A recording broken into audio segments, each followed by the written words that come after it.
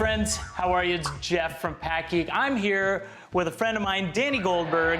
Danny, it's so good to see you. Good to see you, man. So I met Danny last year at the National, and we were taping an episode of Fat Packs with Eric Norton, and Danny was on talking about a whole bunch of different hobby stuff, but in particular, star basketball cards.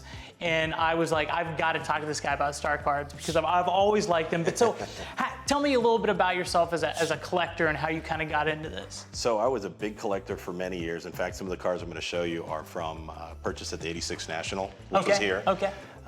And I got out of it for many, many years. And off screen, there's a 13-year-old boy over there that about 4 years ago got me back into cards. And I don't really go into anything small, I guess. Yeah, you go all in. So we started doing a little football, and then I really started looking back, and I think maybe a lot of collectors are like this. I was buying stuff now that I couldn't afford as a kid, that was completely out of reach as a kid, that I've always wanted. And so over the last 5 years, specifically the Star Company cards, always intrigued me, and some of the things we've talked offline about is the print runs are just so low. Why aren't the values higher? And that's something we can discuss because I think that's finally starting to change after being devalued for 20, 25 years. Yeah. Well, I definitely want to get into print runs with you because I think that's important to discuss. But how did you first get interested in Star in particular? I've always been a basketball fan. I've had Maverick season tickets for 21 years now. Okay. Went to games as a kid in the mid-'80s. I'm 44.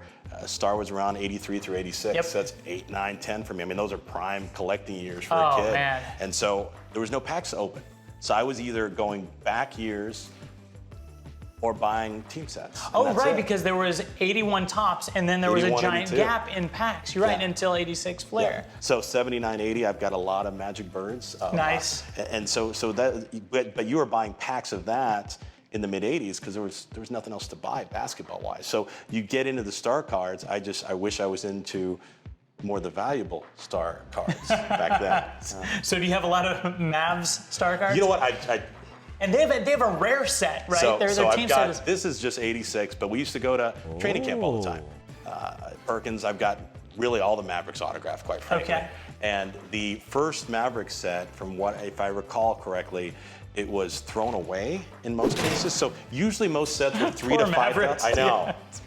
There was 3 to 5,000 per, but for the Maverick set, it's exponentially less. I think it's like 700 to 800 sets, period. So all the Maverick cards are worth more. Specifically, that's Aguirre, Blackman, Harper, rookie years. Yeah. Ellis. I mean, a lot of guys that were, minor stars. Right. Well, we should probably take a step back just because I'm sure there's people watching that aren't familiar with the Star basketball set. So do you want to talk about kind of how that started? Because they aren't like your normal bubblegum or sticker pack. Like they come in team bags or event bags, I guess.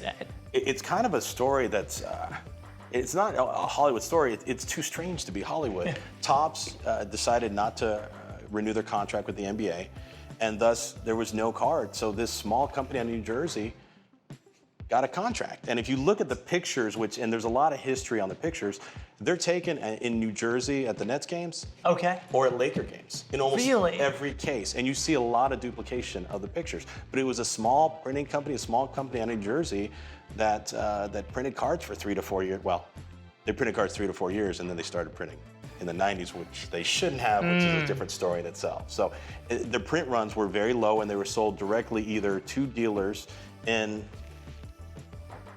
little packs like this, simple little plastic team sets. And that is a Lakers team bag? This is a coach's team set. The coaches, okay. That's cool. And they sold them at games. So that was it. So there weren't packs to open. It was just completely different. Yeah. But it was at least something. Well, so when I was growing up, and I was really into it in the 80s, the mid 80s and on, and I remember when 86 Fleer came out, and it wasn't a big deal, frankly. It was. I remember seeing it at the shop, but it wasn't a big deal. But what was a big deal were these Star cards. I remember the 86 Fleer box was on the counter at the hobby shop, but in the case they had the Star cards. in particular Jordan and the big stars, Barkley and Malone, the big name guys. And I grew up initially thinking the star cards were where it's at. And they were amazing, and they were way more expensive than the stuff that was coming out of Fleer. And then I think they look better too. I think there's a better look to them. Yeah. Well, there's definitely more of a variety of look for sure. But at some point in time, Fleer became more of the go-to versus star. And why do you think that happened? Well, it happened because of the scandal in the mid-90s. Okay. Home Shopping Network, the guy that owned Star Company, he decided he needed money. And so he still had the printing plates for the old Star cards. Oh, geez. So he started printing them with different colored borders and started selling them as sets that were never issued, but they were just printed. So he had no rights to it, went to jail for, I think, 4 to 5 years. Again, Really? I'd have to check my numbers, was fined an exponential amount of money, too. How much of that product made it into the market? You can find it on eBay all the time. Still. Really? Oh, yeah, you can find a lot of it So out can there. you tell the difference between the first run versus the late run? So that's the misnomer, and I think that drove the value of Star down completely. I know it did. Yeah. But the market thinks, well, you can't tell them apart. You can tell very easily apart a fake versus Okay. I mean, it's very simple. A lot of times the printing plate, it printed completely different. The color scheme is different. Okay. There's little tells that one gentleman that actually taught the Beckett guys to grade, if I'm not mistaken, Steve Taft, Okay. Who's at the National every year, great guy. I mean, him and I have had some offline conversations, and he's kind of given me some hints on how to tell. People are so scared to buy them because they think they're counterfeit. It's not that hard to tell apart. And that's something we should cover is PSA started grading these for a little bit and then stopped. I think they I'm sure ran into an issue that they didn't feel confident enough to say something was legit and something was not. Well, they graded some.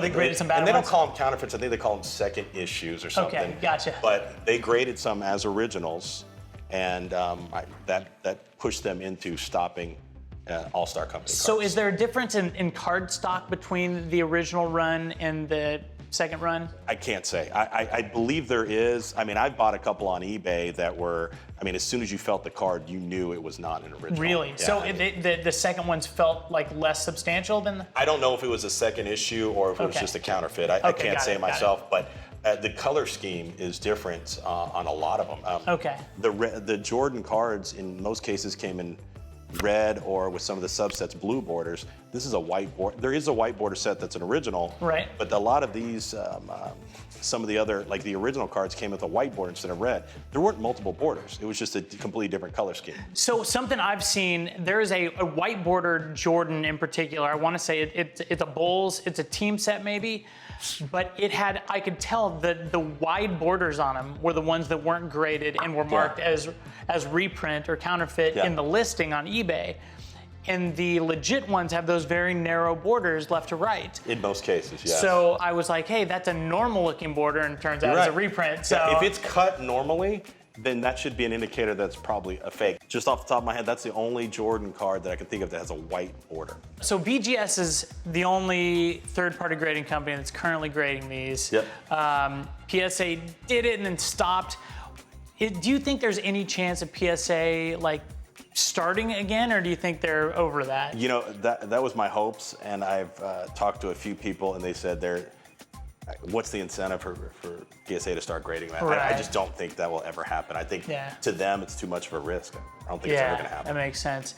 If PSA started grading, I mean, how much heat do you think these cards would get then? You know, I because of the Jordan documentary, it's already picked up. Yeah. But it would change everything. Yeah, I mean, and it's sad. Well, first off, it's sad that a documentary made a card market go up. Let's make that clear. Yeah. Secondly, but it's sad that PSA not grading has kept the market down, quite frankly. Yeah, you're absolutely right. I think, I don't know what it is. I don't know if it is because they're not widely graded or only graded by Beckett, but I just don't feel like they're as well known as they should be. I think they're great. Like you said, they're good looking cards. They're true rookies for a lot of these major athletes like Jordan. Well, I think a lot of times when you see them listed, they're listed as XRC. Right. And to any star Extended collector, rookie card, right? It's frustrating to see that because it It just doesn't make any sense. Yeah. And I think that scandal of the mid-90s just crushed that market where people remember Star for that, but that was 25 years ago. Right. And so it's really, in many respects, not relevant anymore. Yeah. Let's talk about the Star print runs, because I want to give people an idea. So I look at these cards and I look at the pop reports on Beckett to see how many of these cards have been graded.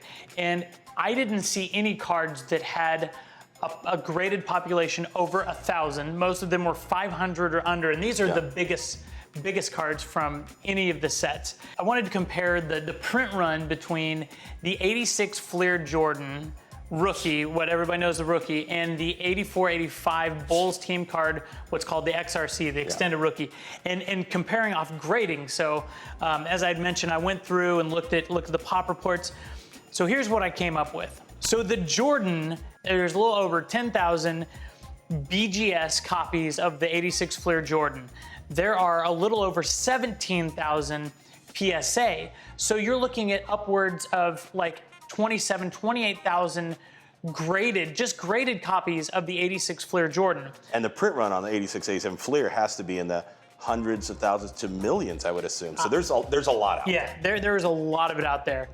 Now, for the XRC, the 84, 85 Jordan, I mean, it is rare. There are 823 of them graded by Beckett, and Beckett's the only company doing it. So there are 823 graded copies of that versus over 27,000 of that. I mean, do those numbers. So okay. let's take that a step further. Yeah. 823, the whole print run for Star, they don't know exactly, but it was within 3,000 to 5,000.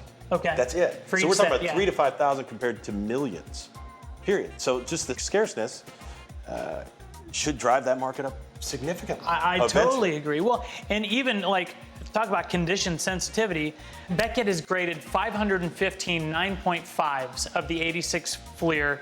There are 3 9.5s of the 84-85 Star Jordan. So to show that. With 0 10s. So if you see this, you can see the miscut.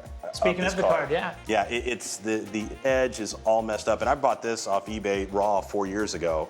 And as soon as I saw it, well, the reason why I thought it was real is because it was so badly cut, quite frankly. Nobody's actually going to cut like this if somebody's on going to do a counterfeit like card, they're going to have. So I mean, everything was 9.5 except for centering. And that's the common issue. There's themes with a lot of the cards. With the Jordan, it's the centering. Yes, yeah, you see that a lot. In fact, we were talking earlier off camera, and there was a bunch of auctions ending last night, and that was again the common theme with all of those Jordan rookies was just really rough centering.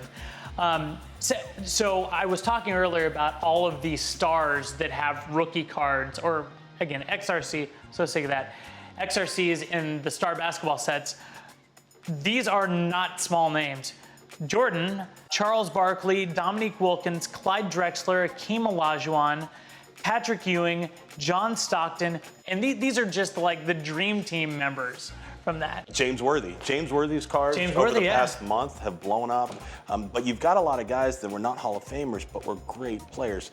Aguirre, Terry Cummings, Larry Nance, Dr. J, Larry Bird, Magic Johnson. Oh, no, but I was talking rookie cards. Just rookies. Yeah. Okay, but you're right. The Bird 83, 84.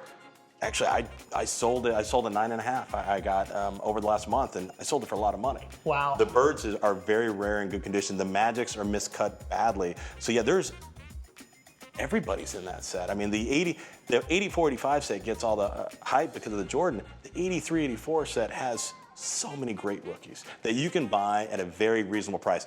At least a month and a half ago, the prices have gone up, but you can still get an Isaiah 9 BGS rookie for $500-600, and again, one of the greatest point guards of all time, with a card that has a population of 3,000 to 5,000. Right. Seems like a pretty good deal still. You brought some cool cards there. I want to will you at least show these to the camera so we can see these, and then I got a little surprise for you. So this is actually, from what I understand, if you wanted to get technical, this is actually his true first card. Really? Because this was produced before the 101.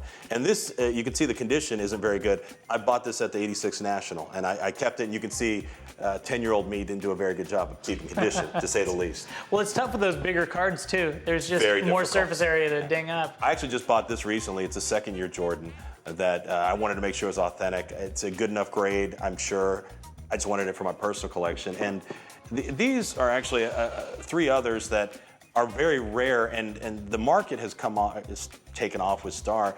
I actually think these are going to be more valuable over the next few years. They're not big names. So, for example, Larry Mishaw went to University of Houston. He got waived by the Bucks right before the set was issued. So I want to say there's probably a couple hundred of these in existence. Okay. The Bob Lanier was the same thing. I think he retired right before the year. Same thing. They pulled it out of the set. Very rare card.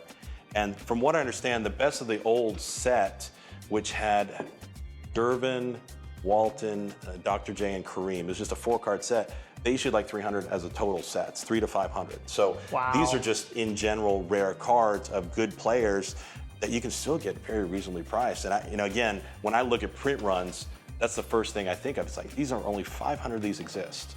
It's like modern cards with the numbering, but every card is numbered. Exactly. It is wild. So I'd mention how cool it would be if we opened a team bag or a set bag on the show. So I picked up is this 84, 85 or 85, 86? They call it the 85, I think, but 85, it is 84, okay. 85. So 84, 85 Gatorade Slam Dunk Contest set. So this is, I think there isn't a set checklist. So this is, you've got Jordan in here. You have Barkley, who didn't actually compete in the Slam Dunk Contest, ironically enough. And we were just talking earlier that there was less of the Barkleys made. Yes, I think they pulled those out of the set eventually when he didn't compete. Got it. Dominique Wilkins, Dr. J, Clyde Drexler. So this set is packed. And so we're hoping for some well-centered Jordans, essentially out of this. But I'm just curious to open this. So let's talk about the team bag. If you want to see the team bag, so they're pretty tightly fit in most cases. So they kept the cards actually in reasonable shape. But think about it, a 10, 15-year-old kid with these in their hands, there's no protection of the cards. So again, when we go back to centering, there's issues, there's issuing on surface, but now we just got corner issues eventually. This one looks like it's in great shape. Good. Well, and other than the fit, is there anything else people need to look for as far as like team bags to avoid? I couldn't really say. So I brought you these, actually. These are for you. But this is the coaches set we showed earlier. It's a lot looser. It doesn't mean it's a counterfeit or anything, but that means the cards are going to move around a lot more. Yes. So there might be damage. Right. Now, a lot of people ask, because the front card is centered and perfect, does that mean the rest of them are? There's indications they are, but that just means they were cut and they were put in a bag. That doesn't mean that they're going to be the exact same cut. All the same cut. Okay. So it's hard to say. Truth be told, I did pick up this particular bag because the top card seemed fairly well centered. So I was like, it doesn't hurt. Yeah. So, man, it feels weird cutting this, but I want to see the cards that are in this. These were made to be opened. Let's drop these down as much as possible. All right. So how many of these have you opened before? You know what? As a kid, I'm sure I opened a lot. I actually opened a Stockton bag set a couple years ago, just for the heck of it, just to see how it was. Most of the cards I'm buying are raw, but I have about, I'd say, total star sets, probably 500 at home on open bags, random ones. Not the higher end ones. I've got a handful of higher end ones that are good. I've got a lot of the coaches sets and a lot of the Buck sets where you can get these online for, if you just want star cards, for $10, $12. They're pretty reasonably priced. And still low print run on those. Oh yeah, very low print run. So I'm gonna go ahead and cut this open. The green scissors match the card, so this is meant to be. For some reason, I always loved the Gatorade set. Oh, yeah. I loved it because that's back when the Slam Dunk Contest was everything. Yeah. And I used to watch those with my dad. It was just so much fun. And the first star card I ever had was out of this set. So I think it was. Oh, really? I think it was the Dominique Wilkins. Yeah. So I'll do these one at a time, but. Let's see, so we'll take the... I was gonna say, I know Nance is in there and Stansberry's in there. So that's how nicely centered is that? It looks really perfect. Good, yeah. So Larry Nance, see that okay? We have Terrence. So if you wanted to open basketball cards as a kid my age, this was opening the basketball cards. And you know what you're gonna get for the most part. What you're gonna get, but you don't know, I guess you don't know how well centered they are, or they could be have corner dings, and there's Clyde the Glide. Little off center, to say the least, but that's all right. It's still awesome. Yeah, you can see the centering is starting to get worse and worse, isn't it? I think it's going back. Going back to the center. So we got Dr. J, pretty nicely centered example. This is fun. I've never even shown any star cards on the show, so this is quite a treat. Oh, it's a little Jordan's off. yeah. Dr. Duncan scene. Yeah, that is the. Sorry, we skipped ahead, Danny and I, but yeah, the Jordan is the big card in there, and it is. Oh, sorry. Whoa. It is off left to right, pretty bad. That's all right. That's still a really cool Jordan. Very underrated. Yeah, it's off, but the corners are sharp. The color's good. The surface looks good. Yeah. So it's still going to be a pretty reasonable grade, I would think. Yeah, you're right. Yeah. So then the Dominique is also a little off left to right, but. And that kind of goes back to what I was saying. The front, the checklist looked good. But won the contest. Yeah. The checklist looked good, but as you progressively went on, you're just not sure. Hard to tell, yeah. It's just like opening packs anyways, it's always. You just look for something different, right? So, hey man, thank you so much for coming my on pleasure, and giving us all this great information. Before we go, you had a little special treat you wanted to. Yeah, I sure did. So my son, he's been a kind of a trooper. Both of my kids have been a trooper through all this. And he had his technically his bar mitzvah or his Hebrew birthday last week. And we just wanted to wish him a happy birthday. Happy bar mitzvah. Say hi to everybody. Hey, this is Caleb, by the way, Danny's son. Awesome. Thank you guys for joining us. Our pleasure. And we will see you guys next time.